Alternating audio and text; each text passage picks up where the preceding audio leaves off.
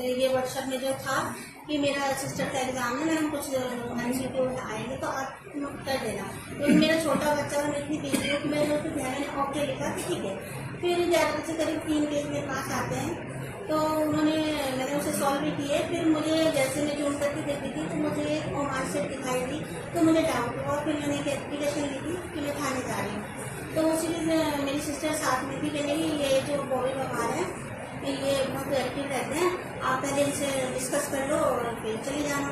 तो फिर मैंने पहले फर्स्ट टाइम मैंने बॉबी बॉय से बात की होगी, मैंने कहा आप बॉबी बॉय बोल रहे हैं कि यहाँ से।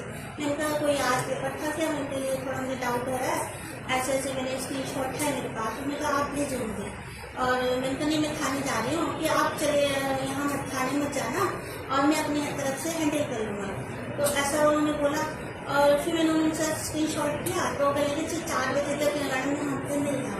तो उसी दौरान ये सब सर का फ़ोन आया मेरे पास के लिए, तो इतना ही